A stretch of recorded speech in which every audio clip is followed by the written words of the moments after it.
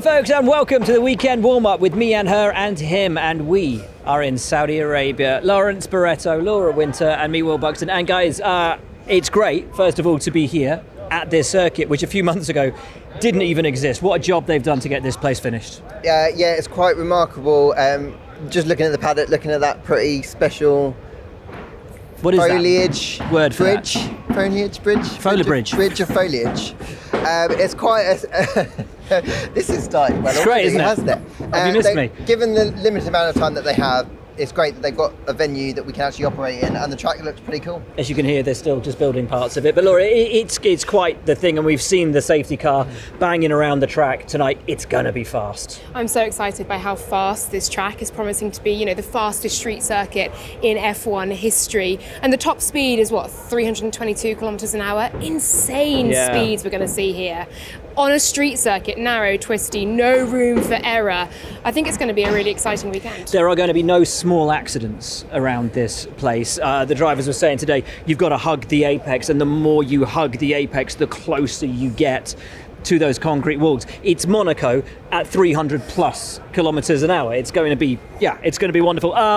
We come off the back of a triple header that has seen the pendulum swing, Lawrence, very much back in favour of Lewis Hamilton and Mercedes. Toto Wolff saying that he has superpowers when he's had his back against the wall, as he has for the past two races. Watching it from home, as we have, I've been commentating on a couple of races, he's looked in incredible form. How's it been on site? Yeah, the very best of Lewis comes out when his back is against the wall, and we saw that again in Brazil, and then to an extent in Qatar as well. And what impressed me most this weekend is how calm he is. He said he's the most relaxed he's ever been. He even allowed himself to say this would be his most significant title win, and we all know that Lewis does not compare title wins. No. So that just shows how intense this championship has been for him. And I do see that sparkle in his eye. I do think that he feels that, maybe two races ago he probably thought this is a bit of a stretch. I think he feels that he's got it. He's got this one. That is true of a lot of drivers in a lot of positions throughout the championship. There's all still to play for so many of them going into these final two races. But at Mercedes and at Red Bull, obviously the biggest prize of all still to play for. Laura, Checo and Valtteri still have their roles to play.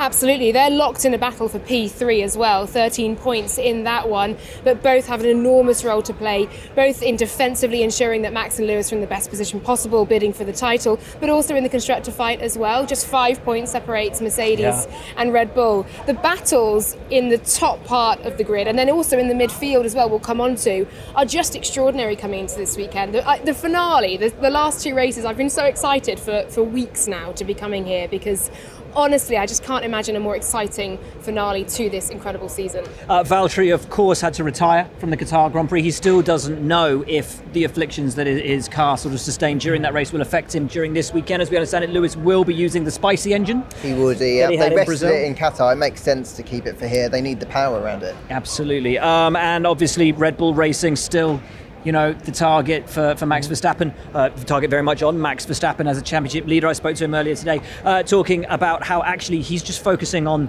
the small things, not allowing that focus to be on the championship itself. So why don't we hear actually from Lewis Hamilton and Max Verstappen now, your two championship protagonists with just two races to go. So you're not thinking about it, but you've got all of us asking you about it. It's in the press all the time. Can you explain to folks at home how you do that? How do you switch that off? It's very simple. I mean, I know that everyone here asks these questions, but as soon as I leave this pen, I just go back to, not thinking about these things, because it's not necessary. You just put unnecessary thoughts in your head, and I just enjoy the racing, and I'm just looking forward to the weekend, trying to improve the car, trying to be the best we can be as a team, and then we'll find out if it's going to be good enough or not. But I always said that you shouldn't overcomplicate things as well. I know how to go fast, and the team always tries to give me the best car possible, and that's the only thing you can control. The rest is out of your hands. Is that sort of the approach you've taken all the way through the season? Because I remember earlier in the year you said even on the days when you won, you weren't going to celebrate. You weren't going to look at that until right at the end of the year when you could actually celebrate the biggest thing. Is it just focus on the small things and not let the big thing get too big? Yeah, well, that's the same with positive or negative things. I always stay very, very neutral, and that works for me. It doesn't mean that it works for other drivers, but at least that's how I grew up, and that's how I always was. Do you feel any different when you have to come out and you have to react the way you have and drive the way you have, or is it always the same? I think it just always taps me back into when I was a kid. You know, starting at the back and fighting through. Maybe I didn't have the same equipment as the kids that I was racing, but I believed that I could get there. And with sheer will and determination, there's so much, you can always surprise yourself. And I love that even at this point in my career, I'm still having those experiences and I'm still able to tap into that part of my life when I was young. That racing spirit that's never left me, which I'm really grateful for. And then there were two, the championship protagonists, obviously both of them saying they're not really focusing on the championship fight. As Max says, really focusing on those details so that the bigger issue of the World Championship doesn't enter his sort of conscious thoughts. It's fascinating. You were talking to me on our way up here though about Lewis. Well, absolutely. I think both drivers there displaying the true mark of champion talk, champion mentality, and Lewis especially, when your back's against the wall, it takes a true champion to win from just about any position. I think that's demonstrated in the number of laps that Max and Lewis have led respectively as well. Max has led hundreds more than Lewis, and yet the wins is much, much closer, and that demonstrates that Lewis is a driver, he is a champion who can win from just about any position, it seems, as we've seen over the past few races. It's going to be a fascinating run-in, and also for these guys at McLaren, who Lawrence had a torrid triple header. Yeah, they've kind of gone off the boil in the last few races, whereas their rivals Ferrari have kind of gone upwards with their new hybrid system, and it's kind of put them a level above it. And to be honest, McLaren's focus now is so fully on 2022 that they were never going to start trying to claw it back. Is that it? Is it that they've changed that, shifted that focus to 22, and by shifting that focus to 22, they've taken their eye off the ball in 21, or is there something deeper? I don't think they've taken their eye off the ball. I think it's more just that Ferrari's latest upgrade came later than McLaren's upgrade, and so that just nipped them ahead. And then they've gone through a series of circuits that just suited Ferrari, I think. You know, McLaren have been, Lando's on 6 or 7 points in a row, so he's scoring. He's just not scoring those big points that he was at the start of the season. It was looking more positive in Qatar for Lando until he had that puncture, obviously. I was going to say, they've had bad luck as well, incidents, bad luck with mechanical things going wrong as well. But you compare the 4 points they got over the triple header to Ferrari's 47, and it really doesn't look very good, does it? But like I say, bad luck, and hopefully they can have the rub of the green here. You spoke to Daniel and the two Ferrari boys. Yeah, Daniel was giddy today, mostly because he finally got Cyril to do his tattoo. Yes. And what I liked about that is Cyril didn't go like a tiny little token. He went big. Tattoo. He went big. And that's about. And on the back of the calf, right? It's a pain. That's like a pain quite point, a punchy place for a tattoo, no? Yeah, no, totally. And he said he felt guilty for his parents, that he had sullied the skin that they had given him. It's a nice tattoo, actually. So half a Renault logo with a honey badger walking out of it, but obviously half a Renault logo. There's also an A for a beat ball. So quite nice. They thought of everything, didn't they? And Daniel even had a go. Yes, we were just talking to him earlier about it, which was nice. But he's feeling better about things because they got on top of the fuel issue that he had last time out in Qatar. And he's hopeful that things will go slightly smoother this weekend. But I think both McLaren boys are slightly worried about the performance of the car on such a fast circuit. It doesn't really suit them, whereas for Ferrari, that's probably more towards them. I mean, they won in Monza. That's the fastest circuit on the calendar. Fast corners here. That's the thing. I was talking to Lando about that. We're going to hear from Lando in a minute. He says, like, we won in Monza, really fast track. Hopefully it'll be the same here. But the thing they don't have here is those big braking zones, and that's where they're really strong. What about Ferrari? As Laura was saying, great couple of races for them. They arrive here. It looks like third in the championship's pretty much theirs. Yeah, I think that points advantage is huge for them, and they stopped a long time ago in 2022, but Carlos has found that he's much more comfortable with the car he's saying, and that means he's also changed the approach to the way he attacks a weekend. He goes slightly slower into a weekend so he doesn't make mistakes. Because remember, he had a run of crashes in practice. He's changed that, so he starts it slightly slower, but that just means he's been more capable, or it's been smoother as he hit FP3 and into quali. and then that's kind of peaked his weekend. So with Charles, I think he's just driving really strongly all year. He's had the bad luck, I think, of the two drivers more so of recent times, and I haven't seen them this relaxed really all year. Of course, both Ferrari drivers and Lando Norris still embroiled in a really tight fight in the Drivers' Championship, even if third place for McLaren in the Constructors seems to be a little bit out of reach. Let's hear now from Lando. Ferrari have been very strong, and these types of tracks just didn't suit us as well. And it was, first of all, as simple as that. But also there are a couple of other things, like I probably should have had a battle with Ferrari in Brazil, and like Mexico, they were definitely better than us for sure. They were quicker, and they were the quicker cars. Brazil, obviously I messed up in the start, and it cost me a lot of points and so on, and they had a good weekend. And Qatar, we just got unlucky. I was ahead of them. We should have scored more points than both of them being in the points, and then we had the tyre failure. So a combination of many different things, a couple of mistakes from my part, lack of performance in general comparing to the Ferraris on these types of circuits, and just also being a bit unlucky here and there. So a combination, but that's all negative. I'm excited for this weekend and the final two races of the weekend of the year, and especially here, I think it can be a good weekend for us. Like you said, similar-ish to Monza. Also very different because there's no big braking zones necessarily, which is also where we're very strong. So many differences, but I think it's just an exciting track to come to so late in the season. And so to the battle for fifth place in the Constructors' Championship between AlphaTauri and Alpine, which swung back in the favour of Alpine at Qatar. It really did, didn't it? Of course, P3 for Fernando Alonso, P5 for Esteban Ocon. Brilliant to see him backing up Alonso's podium, and I was so pleased to see him get it as well. I threw all these stats out in Turkey that he was the highest placed driver not to have a podium so far this year, and that he's had the most podiums of any driver in Turkey. And was this the day? And I think he had a terrible race with a load of bad luck. So it was brilliant. Well done. Not that I'm a huge curse or anything, but it was brilliant to see, I think, him get back onto the podium, and I think it shows a lot of promise, certainly ahead of next year, 2022. I know they're still locked in this battle for P5, but the triple header absolutely gave them so much momentum as well. It's brilliant to see how it's swinging in so many different ways throughout the paddock. And you get to speak to these guys quite often. I do, yes. And yes. You had quite a lot of fun with them today. I'm very lucky that I do these virtual autograph sessions where normally we do them on stage at Grand Prix themselves, and loads of fans would be there, and we'd have microphones out in the crowd and not have a clue what all of these fans are going to say, and it's all a bit risky. We do it now on Zoom. We still don't know what they're going to say, or indeed what the drivers are going to do. And what Esteban and Fernando have begun to do to me over the past few races or so is just randomly put filters.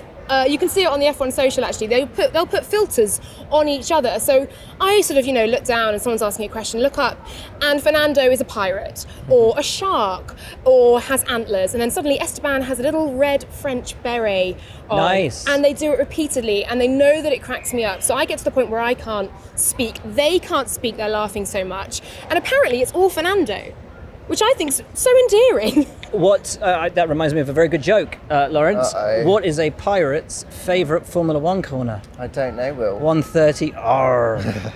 At AlphaTauri, you spoke to Pierre Gasly today. Dear God. I don't know where we go from that. I don't know But I spoke to Pierre Gasly. Let's go to Gasly. Go. I did speak to Pierre Gasly. He was in a pretty chipper mood, considering that race in Qatar for him went nowhere. Hideous. Do they know where it went wrong? They did. He didn't say exactly what went wrong, but they understand why their tyres basically went down to nothing right at the end of each of their stints. And so they're feeling pretty good coming to a new event where they don't have the data. It's a similar sort of vibe that they've got on top of that problem, so it shouldn't be so bad here. His qualifying's been mega. I think it's been in the top 5 3 times in the last 3 races. So that bodes well. I really want them to have a good score here, because when I spoke to Francois last time out, he was like, we can get 5th, and then you see this result. Don't know if he can get 5th now, and he's been wanting that for so long, right? So it'd be quite nice if, within all the other battles that we've got up and down this paddock, if they can claw it a little bit back, so we're still going to Abu Dhabi. Just so it's close. And we've Keep got it a fight, alive, fight there. I think that'd be great.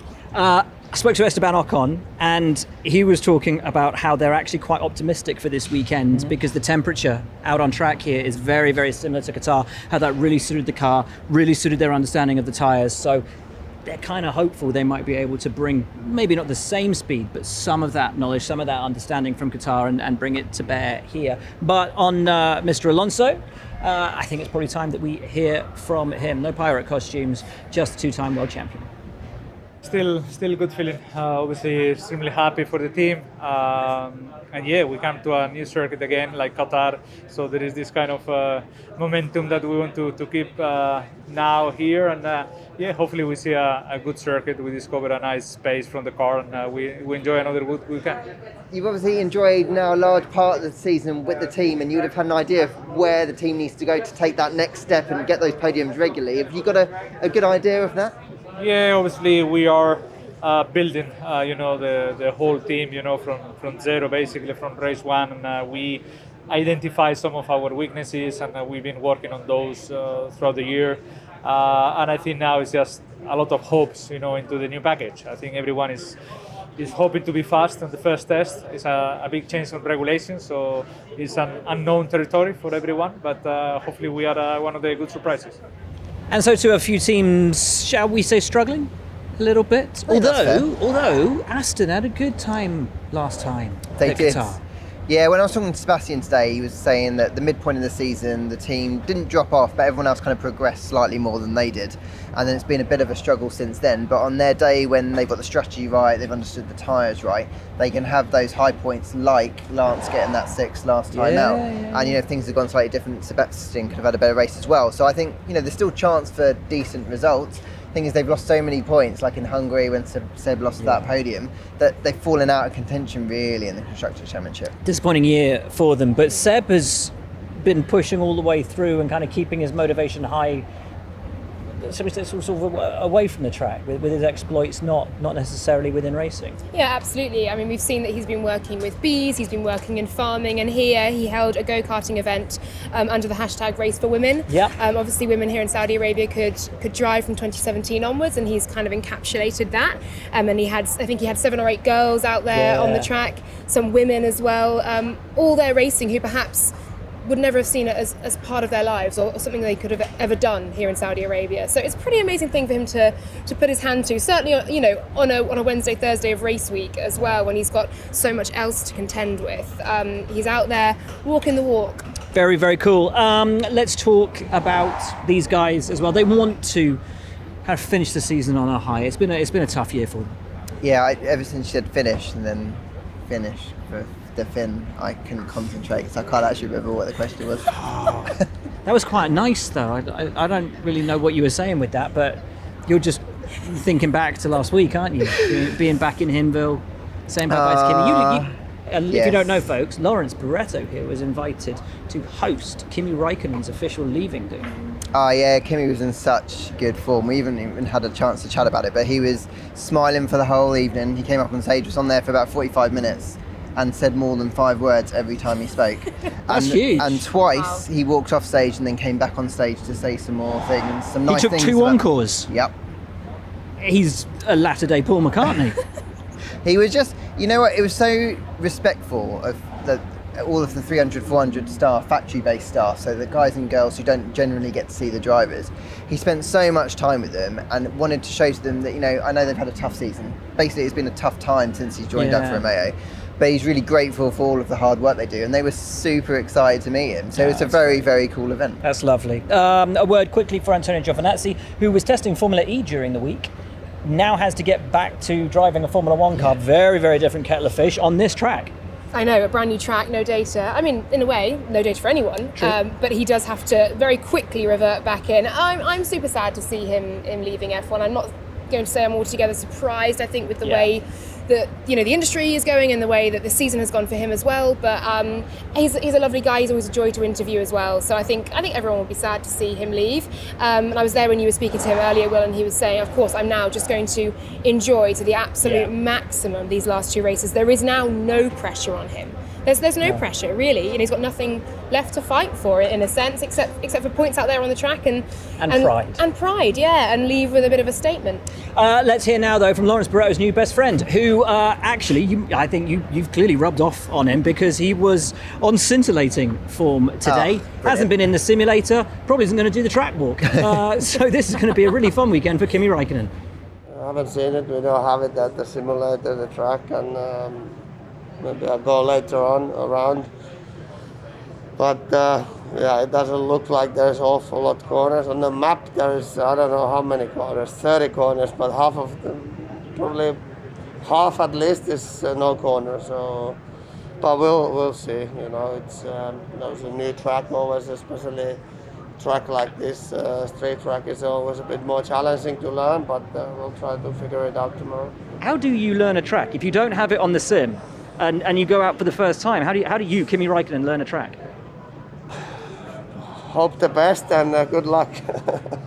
No, like last race, I didn't walk around there. I just, let's say, most of the times, if you brake between 100 and 50, depending a bit the speed you enter, it's pretty close to right. And then, as long as you can see which way the corner is going, you should be okay. Good luck around here. It looks pretty tough. 2 races to go. Any sort of emotions creeping in yet about leaving it, or is it time? No. I'm looking forward to it, and that's about it. You know, I'm happy that it comes to the end, and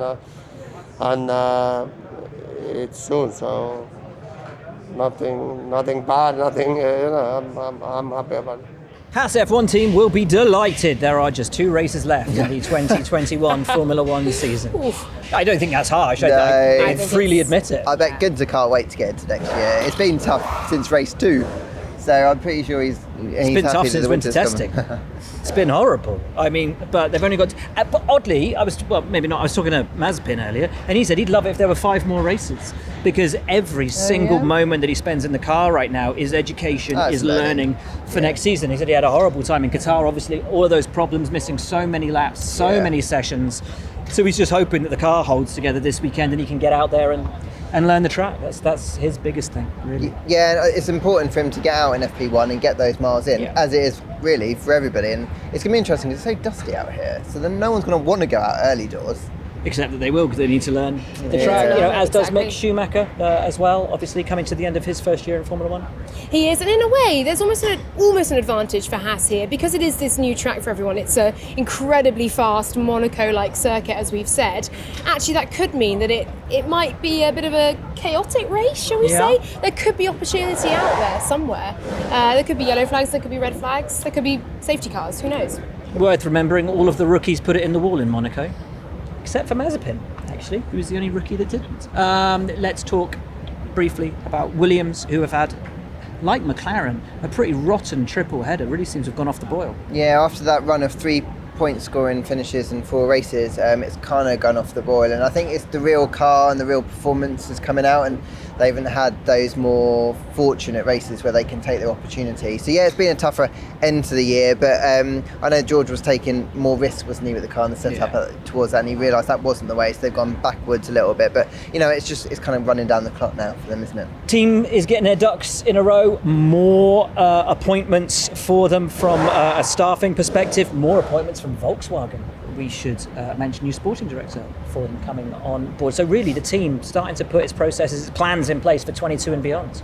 It's interesting, isn't it, when at this point in the season now with 2 races to go, where yes, there's an eye on this race, and of course it's a new race and there's still certain things that that are going to be shaken out and they're going to come out in the wash, but ultimately teams now are really focusing on 2022, and that goes to show the impact I think that 2022 is going to have on the grid, and it's going to really shake things up. So I'm excited to see that for sure. I'm excited to know about Lawrence Barretto's predictions for the 2021 Saudi Arabian Grand Prix. Lawrence?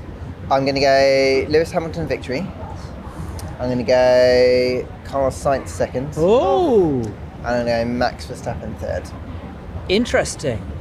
Laura? Well, you sort of took. Oh, is he taking your thunder? You have slightly. I'm sorry, I should have asked you first. Should I ask you first and we'll ignore Lawrence? You have your pick and then we'll ask Lawrence. No, I won't be a toddler. I won't have a tantrum about it. I'm going to also say a Lewis Hamilton win. Because you went for Carlos, I shall go for Charles Leclerc. I think that we will see a Ferrari podium, I think. And then, actually, I'm not going second. I'm going, Max Verstappen second, Charles Leclerc third. Okay. Got there in the end. Lewis, Max, Charles. Correct. I'm always wrong, so I'm going to go for a Lando win. And then, I haven't really thought about this, have I? Should probably not thought about all day, this before. have you? No, I haven't had all day at all. Lando Norris win. Lewis Hamilton second, Max Verstappen third. Okay. There we go. Lovely stuff. Thank you, Lawrence. Thank you, Laura. And thank you, folks, for tuning in. Obviously, though, this week a very sad one for Formula One, and particularly down here at Williams, as a true legend, true icon of our sport, sadly left us. Sir Frank Williams, one of the most tenacious, brilliant, funny, and most revered and most loved people within this paddock. Somebody who lived for the pure passion of Formula One, and someone who will be so deeply missed. His name will remain above the door of this team, as it should be. He's brought so many great drivers to the sport, so many memories created along the way. The second most successful team in the history of the sport, and all because of one man's drive, one man's determination, and one man's passion. Huge loss for the team and for the sport in general. The legacy that he has in the sport will remain forever. I don't think there will hopefully be a very long history, an even longer history of F1 than there already is. I don't think there will ever be someone quite the same that's starting from literally nothing as an independent constructor, and now looking back at the history, all the big names, big teams, and Williams is still there as second on all time in championships. So it's quite remarkable what he's done. One of the memories, the cool memories that I'll keep of him was whenever I was there for some simulator or some meetings, and I'd go out to get some fresh air from being trapped in a dark room. He'd often be there because he was obviously living at the factory as well. He'd be there, kind of getting his bit of fresh air as well at the front of the building, as waving and exchanging words with the employees as they're walking by. And it was just cool to see. I mean, he was obviously not involved again in the running of the team at that point, but just his presence, how much it was felt, and the importance of that. So especially this weekend, obviously racing in his name, but even going forward, as I said, when the team was taken over, it's still Williams racing, still racing with their name and trying to race with the spirit that he instilled and the culture that he's created. Frank was one of my favorite people in this industry. Just generally one of the kindest people and realest people that I'd met. He, regardless of my journey, he never ever. I didn't get the sense that he ever judged me. He was always truthful with me and very, very sincere, and just a lovely human being. So I think he's had a huge impact on this sport. And yeah, I've always been a fan of Williams, and I still am today because of what he created. And he will be missed, but his legacy will live on within this sport. And I'm grateful to have lived in a time of being able to watch what he achieved in the early days, but also to have been on the car with him and take him around the track and get a reaction from him. These are great memories I'll always keep. But above all, just such an amazing human being, such an amazing personality. And I remember when I first met him, feeling quite nervous before my first meeting, as a young kid coming from F2, just signing with a team. But within seconds, you felt at home, welcoming you into his team. And he always had a smile on his face, and I think that is incredible and inspirational, considering everything he went through and how he just powered on. And he was the reason why people wanted to work for Williams. We had a good talks often at the paddock when we saw, and always very nice person, very, very warm, and said hi always. And like I said, we had a small talk always, it's a big part of the history of F1, and it's always sad when people pass away, but unfortunately it's a part of the life, and I wish them all the best as a family. And a great guy on and off the track. I was fortunate enough to spend time with Frank, and he was always someone that I had a lot of time for, full of great stories, and very competitive and amazing man. He's given me the opportunity to come into Formula One, and I will forever be grateful for that. And many great memories with with the Williams team, with his family team. So we're gonna miss him very much.